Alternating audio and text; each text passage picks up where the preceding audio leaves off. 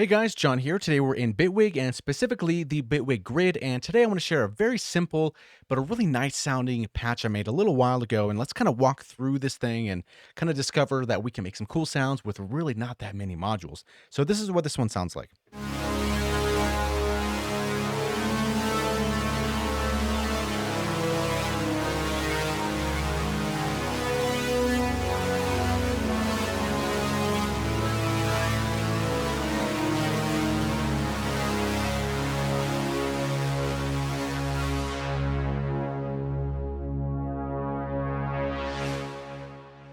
Okay, so it's big, it's huge, it's fat, it's all that stuff. So what's going on here? So when I first started to make this patch, I was like, I want to try to make something analog-ish and kind of go from there. That's kind of why it's called Analog Dream Synth. So anyway, we have three oscillators, two unions, and a swarm. And it's kind of a concept of the Moog where we have three oscillators and they're going into a mixer. And it's exactly what we're doing here. Right, so we have this first one. We have our second one, which is an octave down right over here. And then we have the last one.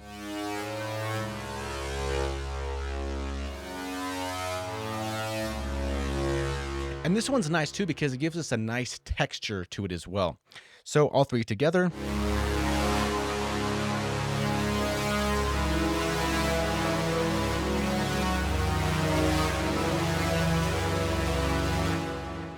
Okay, and then next we have an LFO. So what is this guy doing? Let's select this.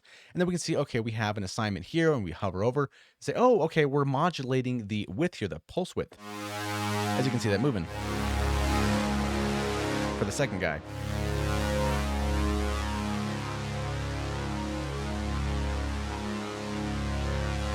Okay, so moving on from here, that's a triangle wave, by the way. It's pretty obvious, but you never know. And then we hit it with the chorus. Now, I really like the 8 voices one. It just sounds nice.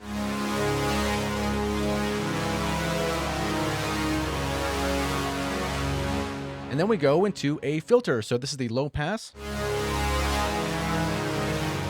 I wonder what MG stands for.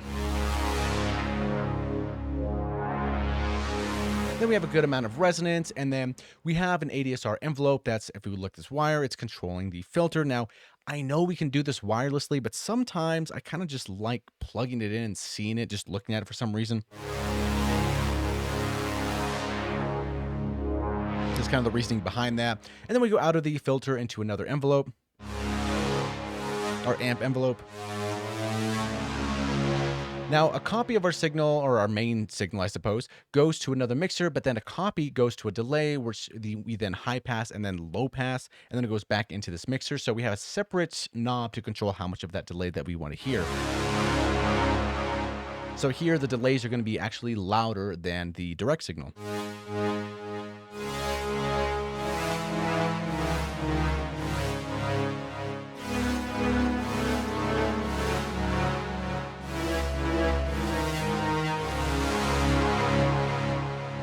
Now, if that's an effect you want, cool, there you go, you can do it. And that's kind of the fun of modular. It's just whatever you think you want to do, you can kind of do. And there's something special, I feel, about the grid. It just sounds really, really good. So that's kind of comes out of the box that way, which is nice. So after this here, we can mix our direct signal, which here is 0. We don't really want that much of a change, and kind of just mix the delay to your taste, I suppose. And then we go to a pan. Now, this is kind of a special thing that I do in a lot of patches, and I wanted to do it here as well. So we have a pan that's going to obviously move our signal to the left, to the right, so on and so forth, but have that modulated by this LFO right over here. And you can see if we hover our mouse, we can see this turns green. If we zoom in here, kind of take a little closer of a look, put our mouse here, and then there we go. We can see that motion.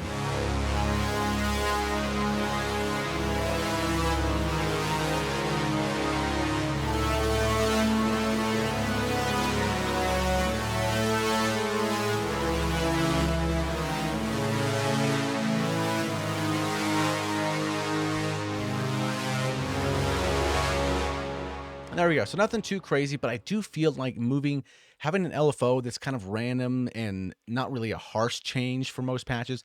And it's it's doing its own thing, and moving the pan around makes a patch feel bigger than it really is. Kind of a weird thing to say.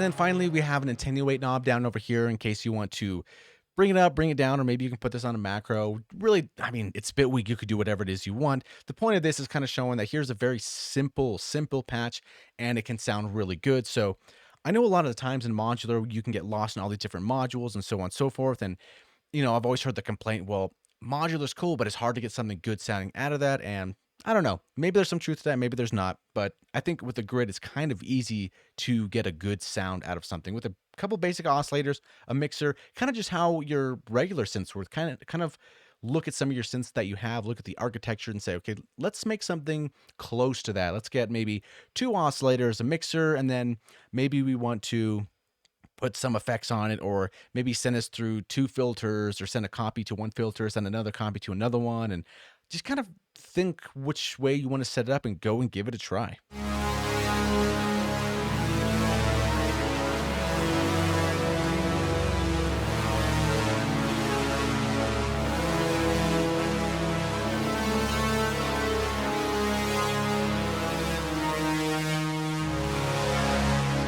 But yeah, so that was kind of the main point of this video. You don't really need a bajillion modules to make something decent or sounding good or workable. Sometimes really the most simple approach can actually get you farther than going too crazy. So that's kind of the whole thing. Definitely try to remake this patch. It's obviously not crazy at all, and see what you come up with. Add stuff to it, maybe take stuff away, swap out the filter, maybe use a different envelope settings here, maybe change up the delay. Who knows what you want to do to it. But yeah, that's a very simple patch, and it can sound really good. There's something special about the grid. And the last thing, this is getting ran through Valhalla Vintage Verb, so that's what that nice reverb is if you're wondering, oh, what's that nice reverb tail? It's Valhalla, yeah.